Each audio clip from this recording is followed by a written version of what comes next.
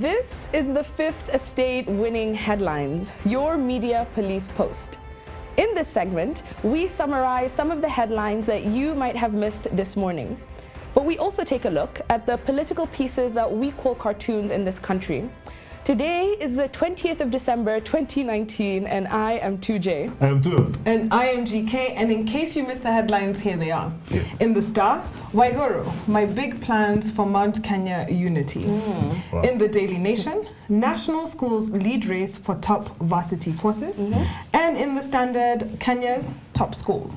So two very similar ones, but WAIGURU has big plans for the Gemma nation. Yeah. Oh wow, big plans, eh? Yes, who can give us some context? You can tell that, okay, this was a bought headline, very clearly. She did an interview. Yeah, she did an interview. With Oliver Madenge. Yeah, so they just asked her a few questions and she's talking about how she wants to, take Uhuru's seat once he exits, presuming that he does in fact exit. I'm going to agree with what you've been saying the past few days. I think that she's coming out far too early, far too quickly with her intentions. I think we keep saying she needs to keep her cards. Yeah, in politics, timing is everything. Yeah. However, today I may have had a change of heart in her favor. Yeah. I feel like she's creating usefulness for herself. We've had sort of Gemma in this limbo where they don't know who their successor will be, and I think she's, she's saying, if you guys won't give me a seat at the table, I'm pulling this chair and I'm making space for myself. And creating sort of usefulness. However, you know exactly what I want to say. Yeah, I know. No, so. let me tell you, one thing I respect very much about Anne WAIGURU, or Anne Kamalo, as she's known these days, is her tenacity. She goes for what she wants. But I have doubts on Gemma, and it's not my doubts. Are they going to play ball? Not that. Is Gemma ready to be led by a woman? Come on, it's 2019. Yes. I don't know. It's a question I asked. But you seem to have an opinion, do you not? I don't think... I think she has great national appeal. She's from one of the Gemma tribes that is least controversial. So it's not a Moranga, a Kiambu, a Nyeri. She's one of those neutral sort of Gemma tribes. Yes. And I feel like maybe she is earned, or she's on the way to earning her national profile stripes. The good thing with her, she gets things done. Yes. And she makes no apologies about it. Yes. She just goes and she just gets things. I know, because I know sometimes women don't, people don't like a woman who is abrasive in the way that she can be. Yes. But I think it works out well for her. And it's politics. Sometimes you have to... But let me tell you, it's both a blessing and a curse. Yeah. In Gemma, there is a little bit of, I don't know what it is, but they don't like very aggressive women. Speak for yourself. No, I'm okay. I'm okay with that. But when you listen to the wazers and you listen to the community, there is a way that people speak about, a leader with a certain temperament. He doesn't need to fight every time. You know what? When you're a woman, I mean, you're going to lose anyway, right? I don't think so. She is taking over from Martha Karua, and I think before 2012, there were two people who would have led Gemma. One was Martha Karua, and the other one was Uhuru Kenyatta. Yes. Uhuru Kenyatta won because he was seen as he was a man. The prince. The prince.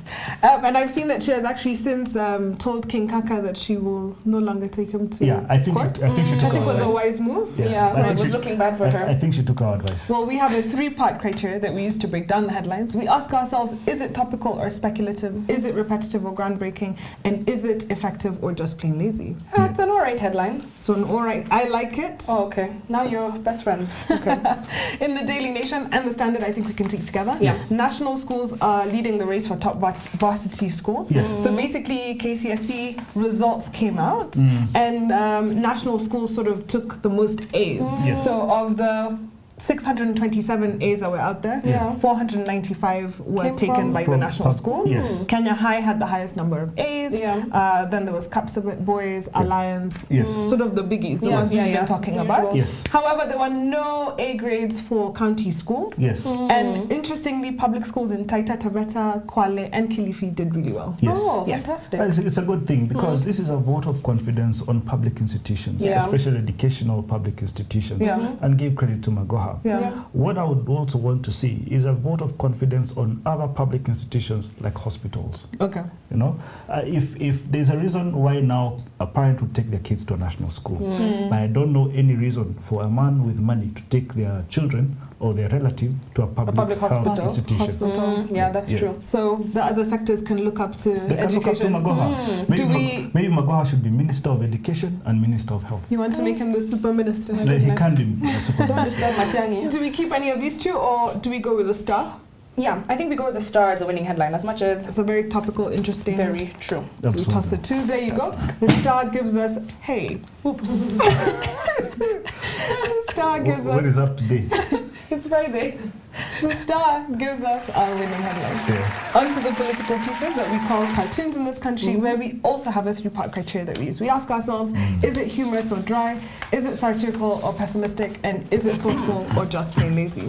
And here you have Gado, Yeah. the caricature of himself, the President of the Republic of Kenya, the Prince Uhuru Kenyatta. Wow. and he is a puppeteer, and on his hand, he's puppeteering the job of Auditor General.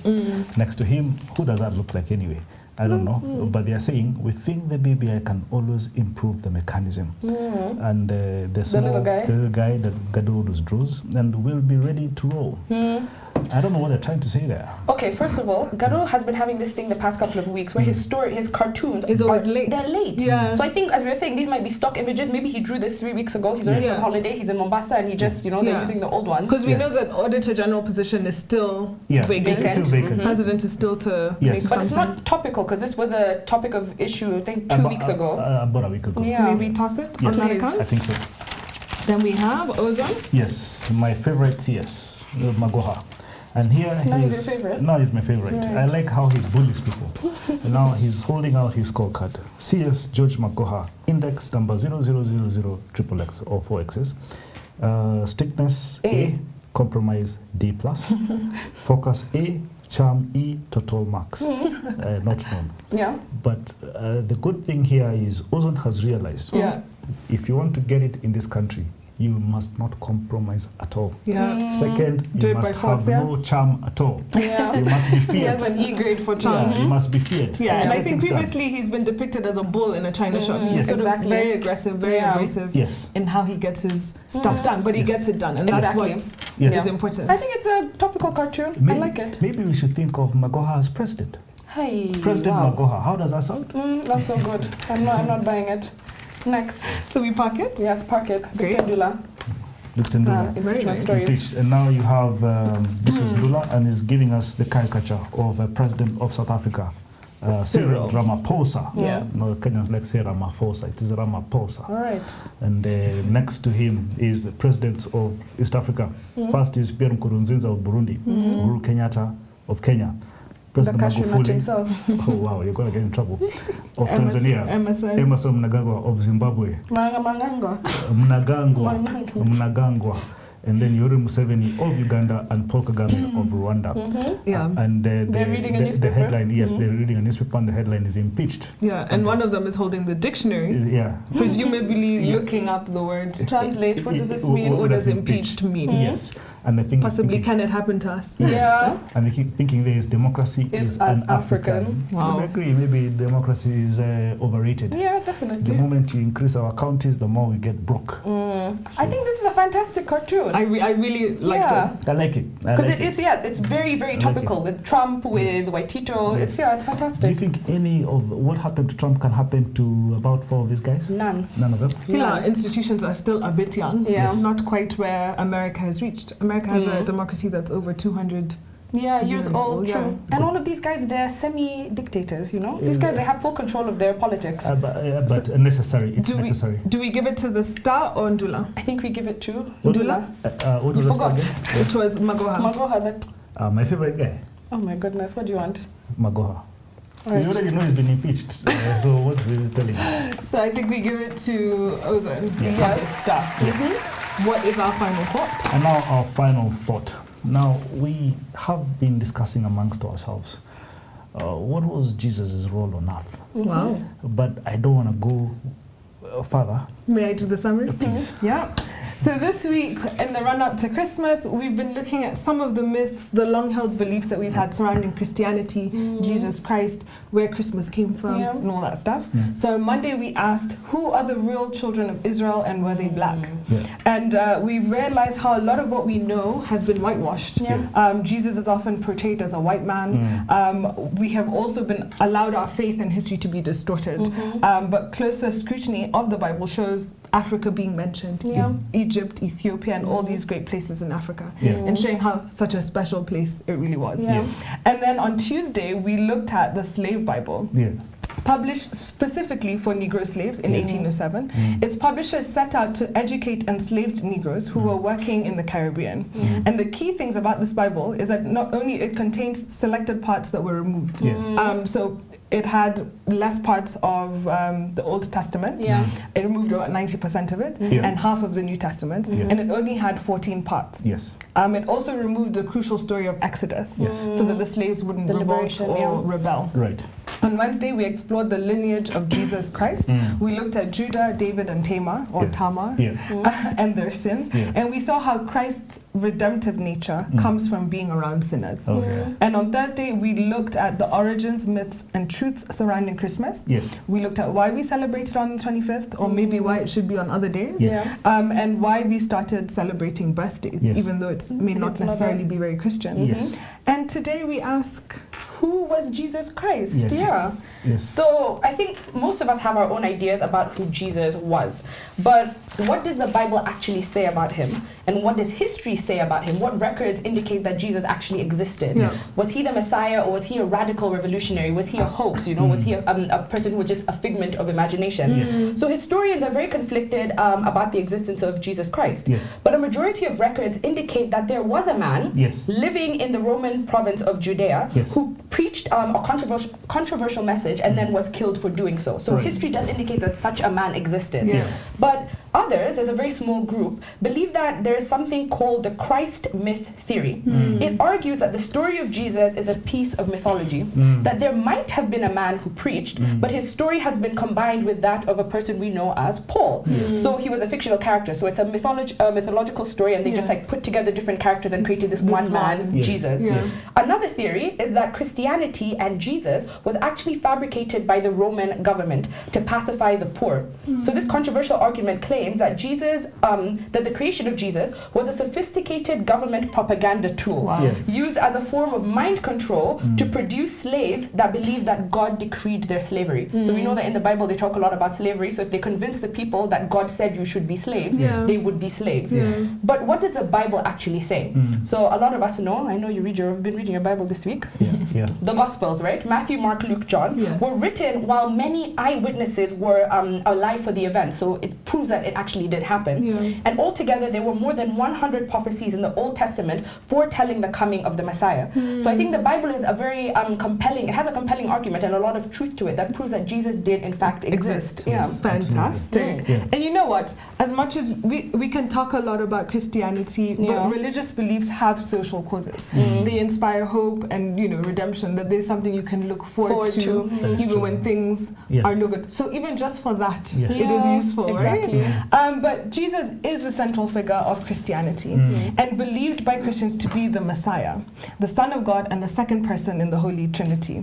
And while many people now regard Jesus as the founder of Christianity, it is important to note that he did not intend to establish a new religion. And he never actually used the term Christian to be Christian. He was born and lived a Jew, and his earliest followers were Jews as well.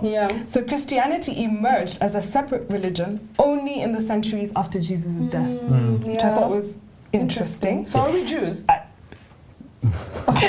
Never mind. He lived at a time, like you said, when the Roman Empire ruled, and what is now Israel. And there was displeasure with Roman policies. And so people looked to figures such as Jesus and Jesus himself as being people who can save us from this situation. Yeah. So on whether he was the real Messiah or the Messiah, there's stories, like you said, in the Gospels about Jesus healing the sick and raising people from the dead. And this suggested that his followers regarded him as appointed by God, right? To bring about this messianic age. And what they mean by this messianic age is a period of universal peace in which war, hunger is eradicated, and humanity accepts God's sovereignty, which I thought was really interesting. And so we go on to a point where he is killed.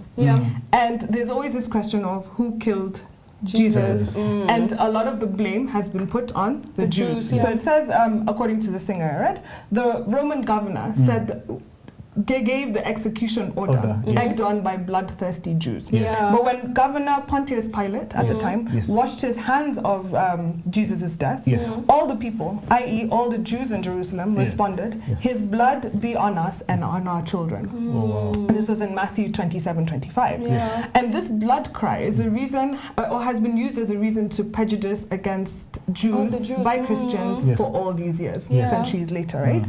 But Catholics in 1965, the Vatican sent out this letter called the Nostra Aetate, it's Latin for in our time, and that stated that Jews were no longer responsible for the death of Jesus. So the Vatican just decided? Well, I mean, they put it together and sort of were like, maybe we shouldn't place all this on. But this is still up for debate. We don't mean to cause any issues. You know, I'm going to follow from you two and just go a little bit extreme. But it's not my words. It's the words of a man called Phil Gasper, who wrote an article written Jesus the Revolutionary. And his main thesis here, he says that Jesus' main TOR was not to come and save us, as the Bible writes. It is to go and save the Jews from the Romans, or from the captivity of the Romans. Now he goes back to Palestine, and he says that Palestine was a colony of the Roman Empire from 63 BCE. That's before Christ existed. That's what it means. And the social structure of Palestine, which was under the Romans, consisted of the following: there were the people who were called the Sadducees. The Sadducees were the aristocrats, and they were very priestly, right? The second were the Pharisees, who hated the Sadducees. But the third were a controversial lot who were very poor, the poorest of the poor, and they were called the Zealots. Now, if you know your Bible well, one of Jesus Christ's disciples was called Simon Peter. Simon Peter was a zealot. Now, the zealots always asked the Jews to rebel against the Roman Empire. And in case they refused to rebel, then anyone found obeying orders of the Roman Empire would get popped. They would be killed. Now, there's a man called John the Baptist that I was seeing in the research. Now, John the Baptist was a cousin of Jesus Christ. John the Baptist was an agitator against the Roman Empire. Now, his speeches were so good. He was such captivating. He was so well spoken that Herod got wind of how he was speaking about. Was it Herod or Pontius Pilate? One of them. How he was speaking against or speaking for the Jewish independence, and he got rid of John the Baptist. But second of the agitators was Jesus Christ himself. In fact, they call him the ringleader of sedition. Now, they say Jesus Christ did not come to save Christians. He came to save the Jews away and from the captivity of the Romans. And this can be attested, not my words, this is Phil's words. He says, according to Matthew chapter 10, verse 34, and allow me to read it. It says, and says, Jesus says, do not think that I have come to bring peace to the world. Wow. No, I did not come to bring peace. I came to bring a sword. Hey, Chuam. Wow. I don't know about this conspiracy, but all right. No, I'm feeling inspired by him. Okay, maybe quit your day job, become a pastor. I don't know about this theory, but it sort of makes sense. Jesus the Revolutionary. It's an interesting theory, it is. So on a day where we had a double win from the Star, winning cartoon and a winning headline, I want to leave you with this. Ralph Waldo Emerson once said, Jesus Christ belonged to the true race of prophets. He saw with open eyes the mystery of the soul, drawn by its severe harmony, ravished with its beauty. He lived in it and had his being there.